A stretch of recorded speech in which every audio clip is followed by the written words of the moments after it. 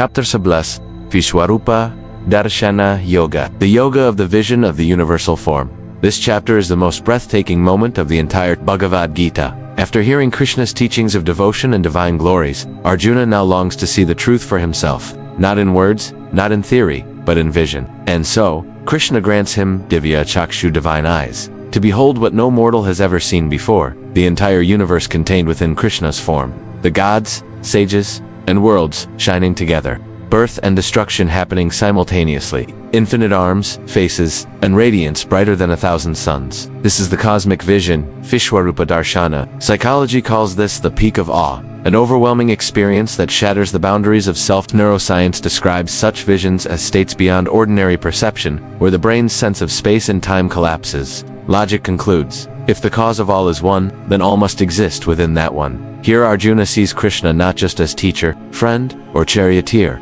but as the infinite itself. In verse 1, Arjuna speaks with deep gratitude, by the words of wisdom. You have spoken about the Supreme Self, my delusion is gone, my heart is clear, my doubts are dispelled. Arjuna acknowledges that Krishna's teachings, the secrets of devotion, knowledge, and divine glories, have uplifted him. Psychology explains this as cognitive clarity. When higher truth aligns the mind, confusion dissolves. Neuroscience adds, new insights rewire the brain, calming fear and creating coherence in thought.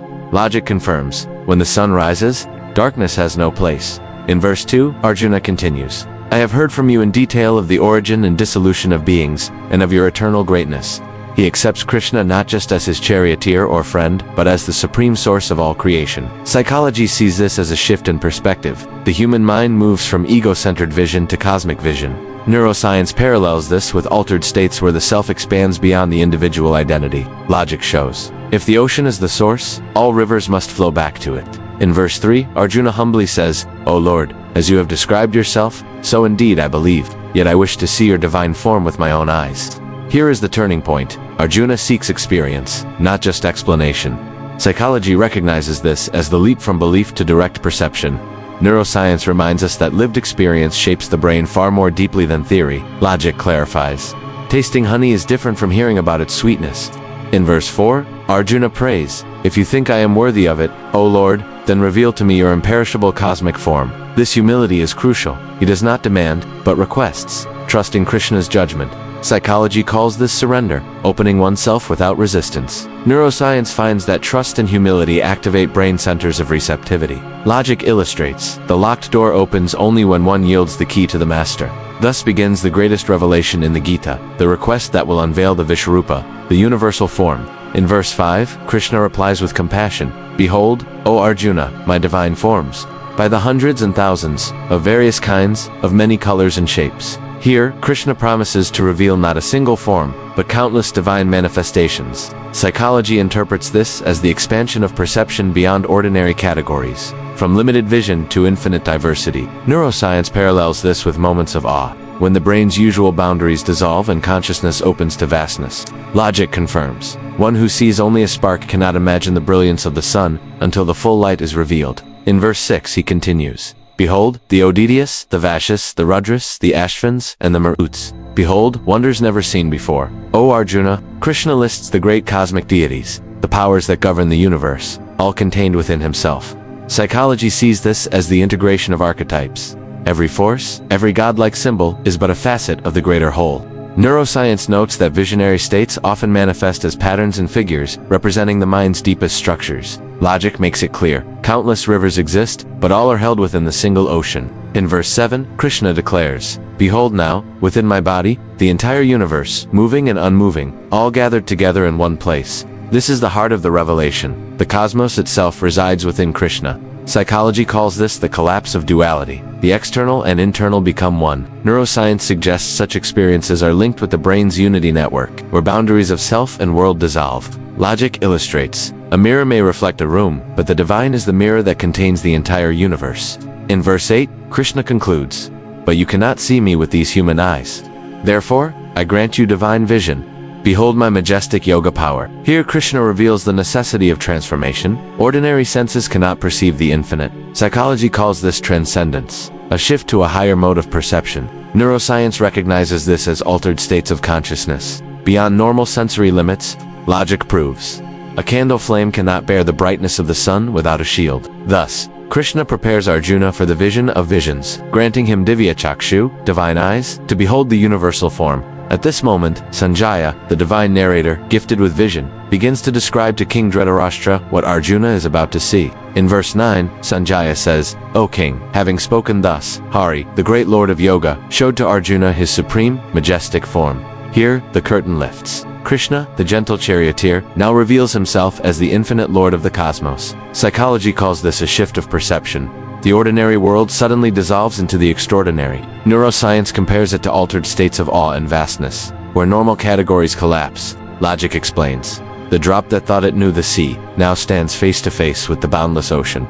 In verses 10 to 11, Sanjaya continues. Arjuna beheld countless mouths and eyes, countless wondrous visions, countless divine ornaments and weapons, blazing in every direction. This is not one form, but infinite forms. Countless expressions of divinity unfolding at once. Psychology interprets this as the confrontation with infinity, the human mind encountering realities beyond comprehension. Neuroscience describes how the brain, when faced with overwhelming input, produces states of awe, humility, and trembling. Logic proves, if one candle can light a room, imagine countless suns blazing together. In verse 12, Sanjaya adds, "The radiance of that form, were 1,000 suns to rise together in the sky, might resemble the splendor of that great being." Here words strain to capture the vision. Even 1,000 suns cannot equal the brilliance of Krishna's universal form. Psychology calls this archetypal luminosity, the mind overwhelmed by absolute light. Neuroscience reminds us that even imagining such brightness triggers brain regions of wonder and fear. Logic affirms, no shadow can exist before the blazing glory of the sun. In verse 13, Sanjaya describes, "There, in the body of the God of gods, Arjuna beheld the entire universe, divided into many, yet all gathered together as one." This is the climax of unity, the one in whom the many rest, and the many in whom the one shines. Psychology calls this the mystical state of oneness. Neuroscience relates it to experiences where the self dissolves, and everything is felt as interconnected. Logic illustrates, countless waves rise and fall, yet all belong to the one ocean. Finally, in verse 14, Sanjaya reveals Arjuna's response. Then Arjuna, filled with wonder, his hair standing on end, bowed down with folded hands, and spoke with trembling words to the Lord. This is the natural reaction: awe, reverence, and surrender. Psychology calls it the humility of the ego before the infinite. Neuroscience notes the body's physical responses to awe: goosebumps, trembling, widened eyes. Logic makes it simple. Before the mountain, the pebble bows. Thus, Arjuna has now entered the vision of visions, beholding Krishna not as friend, not as guide, but as the infinite cosmic Lord. Now it is Arjuna who begins to speak, his heart trembling with both awe and devotion as he tries to describe the indescribable. In verse 15, Arjuna says, "O Lord, I behold in your body all the gods and every kind of being. I see Brahma, the creator, seated on the lotus, the sages, and all the celestial serpents." Here, Arjuna realizes Krishna's form contains everything: gods, sages, and cosmic beings. Psychology interprets this as the collapse of categories. Everything sacred and mortal, united in one vision. Neuroscience shows that when AOH overwhelms perception, the brain struggles to separate individual images.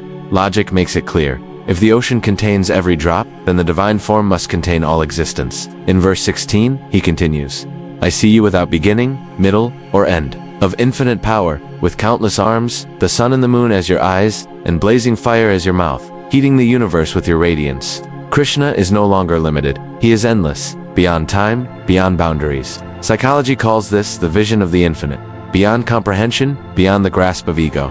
Neuroscience notes that infinity produces both wonder and fear, activating brain circuits of awe. Logic affirms, the boundless cannot be measured, only bowed to. In verse 17, Arjuna says, "You are the supreme, imperishable, the ultimate truth to be known. You are the shelter of the universe, the eternal protector of Dharma, the imperishable person." This is the recognition. Krishna is not just a god among gods, but the eternal foundation itself. Psychology calls this the archetype of the self, the center of all meaning. Neuroscience reflects that ultimate beliefs reorganize the brain, giving life coherence. Logic proves, the roof rests upon pillars, but the universe rests upon the supreme. In verse 18, Arjuna declares, "You are without beginning, middle, or end, infinite in power, infinite in arms. The sun and moon are your eyes, fire is your mouth, and by your radiance the universe is burning." This repeats the vision with greater intensity. Arjuna tries again to express the vastness he beholds. Psychology reminds us that the mind repeats when overwhelmed, seeking to process the unpeaceful. Neuroscience observes how extreme awe forces the brain into loops of description. Logic illustrates. When one sees lightning strike, one can only gasp again and again. Finally, in verse 19 to 20, Arjuna says, I see you touching heaven, shining in all directions, boundless in form. When I behold this cosmic form, O Lord, I see neither beginning nor middle nor end. The whole space between heaven and earth, and all the quarters, is filled by you alone. Seeing this wondrous and terrible form, the worlds tremble. O mighty Lord, now awe is mixed with fear. The form is beautiful and terrible, radiant and overwhelming. Psychology calls this the numinous experience, where wonder and terror unite. Neuroscience shows that awe often brings humility and trembling, as the brain cannot contain the vastness. Logic makes it plain. When the wave sees the ocean, it feels both belonging and fear. Thus, Arjuna is lost in the vastness of Krishna's universal form. Beauty, power, infinity, and fear woven together. Arjuna's vision now expands further. No longer is it only gods and sages he sees. He now witnesses both reverence and dread in the cosmic drama. In verse 21, Arjuna exclaims, all the hosts of gods enter into you. Some with hands folded, sing hymns of praise. Great sages and perfected beings glorify you with beautiful prayers. The universe bows in reverence, every divine being recognizing the supreme. Psychology calls this collective awe. When the highest presence evokes universal submission, neuroscience notes that music, prayer, and reverence synchronize brain states, creating unity. Logic affirms, in the presence of the sun, every lamp bows down. In verse 22, Arjuna continues, the Rudras, Adityas, Vaishyas, Sajas, Vishvadevas, Ashvins, Maruts, Gandharvas, Yakshas, Asuras, and Siddhas, all gaze upon you in wonder. This is not just a handful of deities, it is the entire celestial hierarchy, the forces of nature, music, spirit, and even demons, all beholding Krishna's vast form. Psychology recognizes this as the totality of opposites. Good and evil alike are contained in the one. Neuroscience suggests that when opposites merge in vision, the brain shifts into altered states of awe. Logic proves. The ocean does not reject any river, all flow into it. But then, the vision takes a terrifying turn. In verse 23, Arjuna cries out, O mighty Lord, seeing your vast form with many mouths, eyes, arms, thighs, and feet, terrible with tusks, blazing like fire, touching the sky, my heart trembles. I find neither peace nor steadiness. This is the shift from beauty to terror. The form is too vast, too overwhelming. Psychology calls this the fear of the infinite. The ego cannot survive such vastness. Neuroscience confirms that extreme awe activates fear centers alongside joy. Logic makes it clear. The fire that warms can also burn. In verse 24, he adds, seeing you touching the sky, shining in many colors, with wide open mouths and great blazing eyes, my soul trembles with fear. I have lost my sense of direction.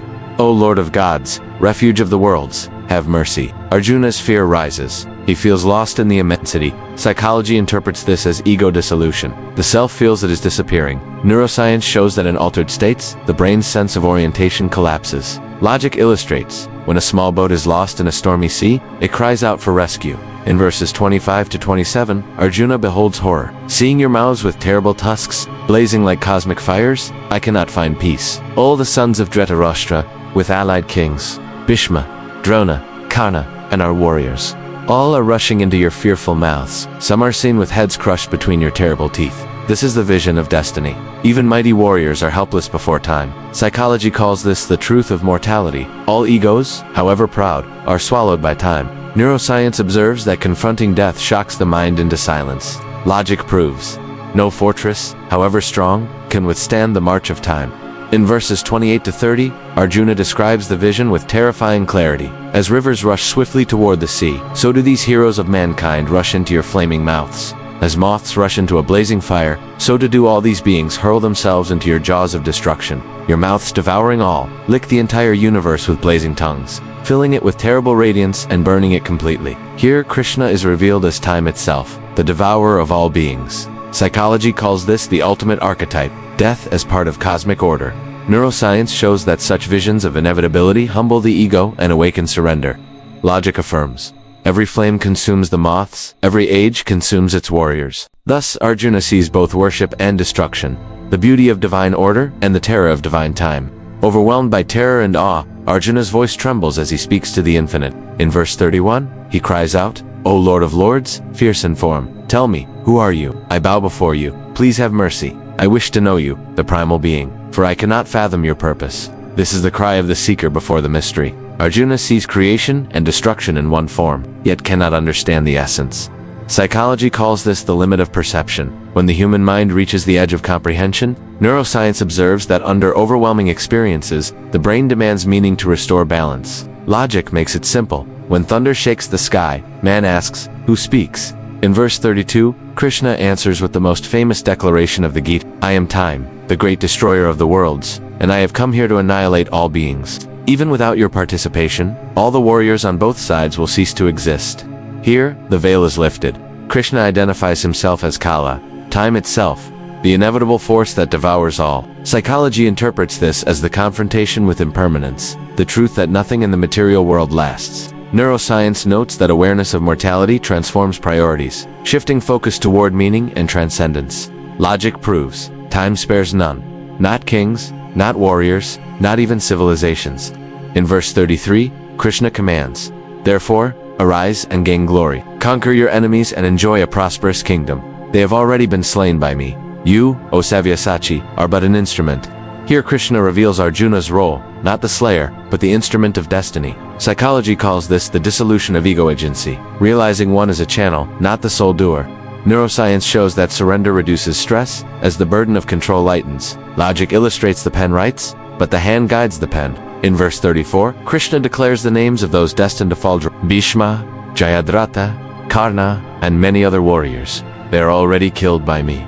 Therefore, do not hesitate. Fight, and you will vanquish your enemies in battle. The message is clear. Arjuna need not fear. The outcome is already woven into the fabric of time. His task is only to align with Dharma. Psychology interprets this as acceptance of inevitability. Courage comes when one surrenders to higher order. Neuroscience suggests that clarity of purpose empowers action without crippling fear. Logic concludes, when the road is already built, the traveler need only walk.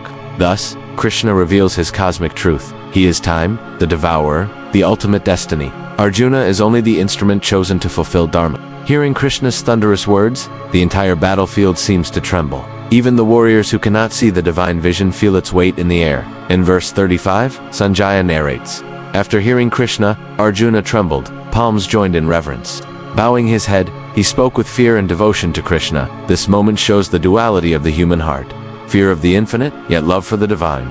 Psychology calls this awe, a mixture of wonder and fear that arises when one faces something vastly greater than oneself. Neuroscience shows that awe deactivates the ego-centered brain regions, creating humility and reverence. Logic illustrates the flame both warms and burns, the wise bow before its power. In verse 36, Arjuna begins his hymn of praise. Allah of the universe, it is fitting that the world rejoices in glorifying you.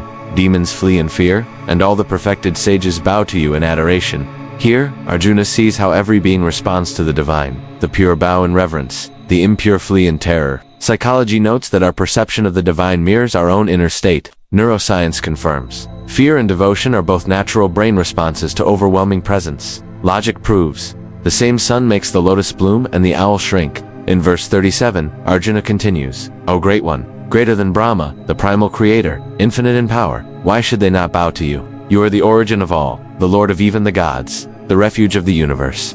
This reveals Krishna's supremacy, not just as a god among gods, but as the source of all. Psychology interprets this as the recognition of the ultimate archetype, the ground of all being. Neuroscience shows that when one contemplates the ultimate source, the brain quiets into deep reverence. Logic explains. Rivers honor the ocean because it is their origin and end.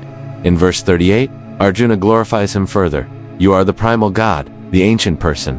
You are the supreme refuge of the world, the knower and the known, and the highest abode. The universe is pervaded by you, O log gav infinite form." Here Arjuna realizes Krishna as both immanent and transcendent, within all, yet beyond all. Psychology reflects this as the merging of subject and object. The seer and the seen become one.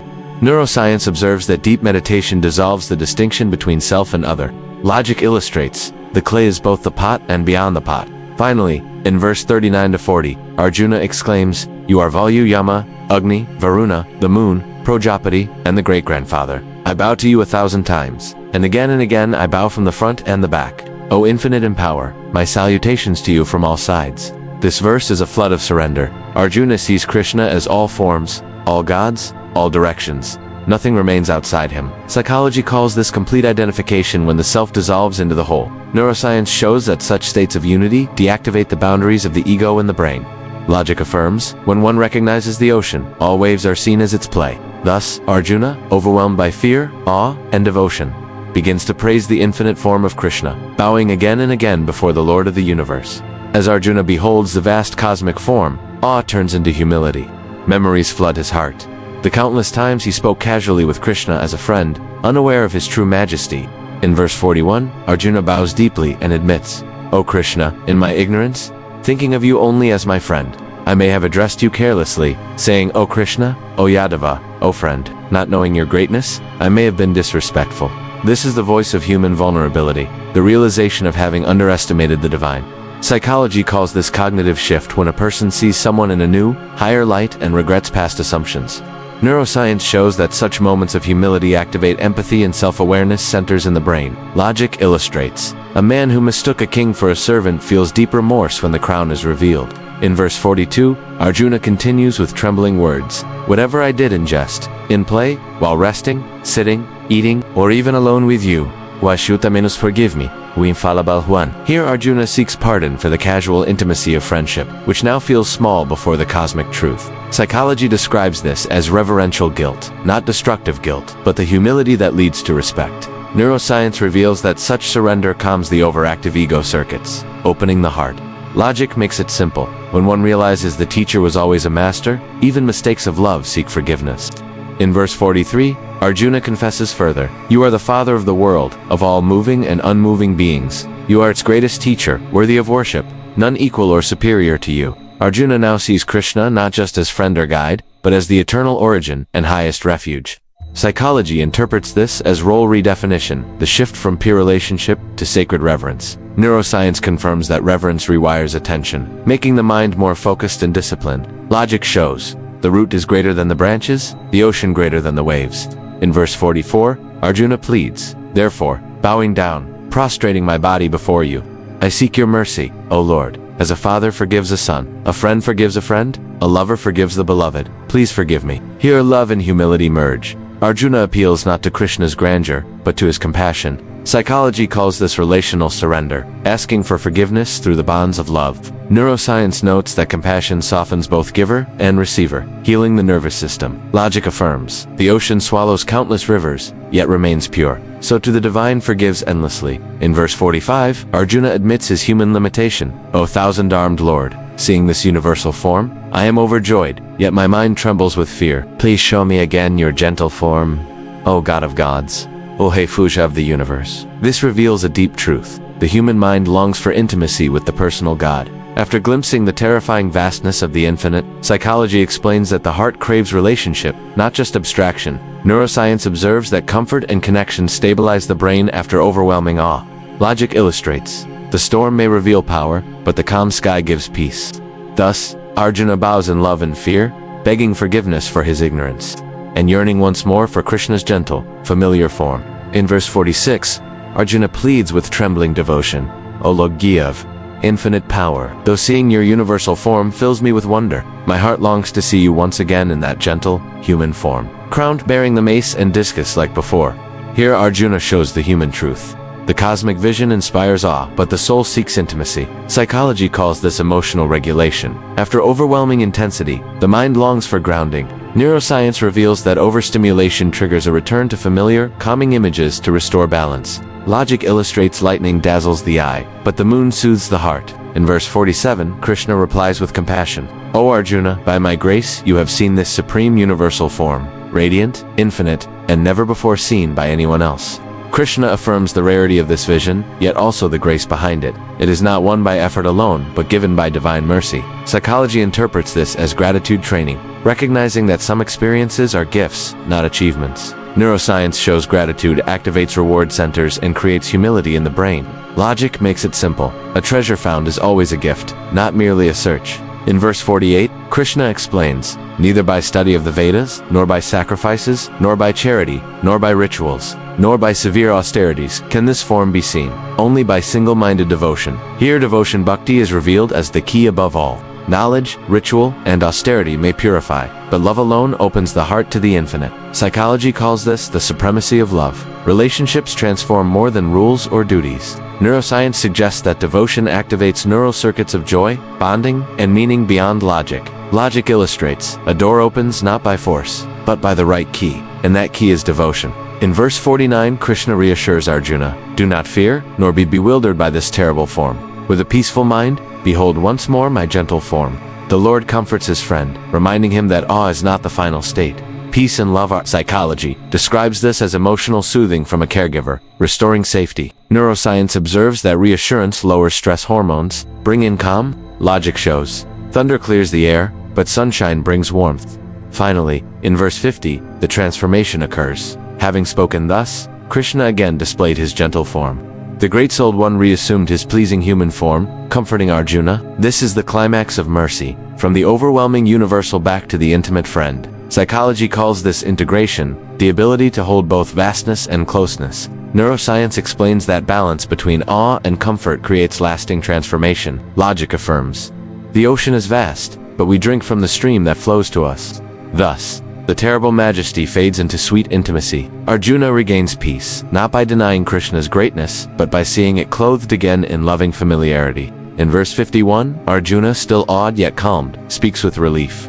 "O Krishna, seeing you again in this gentle human form, my mind has become steady once more, and I am restored to my natural state." Here Arjuna shows how human closeness grounds the soul after cosmic vision. Psychology calls this emotional regulation, the shift from overwhelm to balance. Neuroscience observes that familiar, compassionate images calm the nervous system and restore equilibrium. Logic illustrates, the storm passes and the sky clears into peace. In verse 52, Krishna declares, "This form of mine that you now see is very difficult to behold. Even the gods constantly long to witness it." The human form of Krishna, sweet, personal, and intimate, is higher even than the universal form, for only here is the infinite, approachable, and relatable. Psychology reflects that intimacy creates transformation more than abstraction. Neuroscience shows that relationships of love shape the brain more deeply than all alone. Logic makes it clear. The sun, at a distance, inspires, but its warmth is felt only when near. In verse 53, Krishna emphasizes, "Not by study of the Vedas, nor by austerity, nor by charity, nor by rituals, can I be truly seen as you have seen me." This echoes his earlier words. Knowledge and rituals have their place, but they cannot reveal the personal God. Only devotion has that power. Psychology sees this as heart over intellect. Transformation arises through love, not information alone. Neuroscience confirms that bonding and surrender activate deeper meaning networks than analysis. Logic explains, a recipe book cannot feed you, only eating the meal does. In verse 54, Krishna reveals the essence. Only by single-minded devotion can I be truly known, seen in reality, and entered into. This is the crown jewel of chapter 11. Bhakti Yoga devotion is the supreme path. Psychology calls this ultimate relationship, where love becomes the channel of knowledge. Neuroscience reflects that devotion rewires the brain for lasting joy, empathy, and surrender. Logic proves, a river joins the ocean not by effort alone, but by flowing naturally toward it. Finally, in verse 55, Krishna concludes with the ultimate teaching. He who works for me, makes me his supreme goal, is devoted to me, free from attachment, and without hatred toward any being. That devotee comes to me. This is the heart of it all. Devotion lived in action, not just feeling. Work offered to Krishna, life directed to Krishna, heart surrendered to Krishna. Psychology calls this integration of love and action, living devotion in every part of life. Neuroscience shows that values lived consistently shape the brain's long-term patterns. Logic affirms, love is not proven in words, but in how life is lived. This ends chapter 11, Vishwarupa Darshana Yoga. The vision of the universal form, Arjuna has seen the infinite, trembled in awe, and returned to the sweetness of devotion. Krishna has shown that beyond rituals, austerities, and knowledge, it is love, Bhakti, that opens the door to the divine.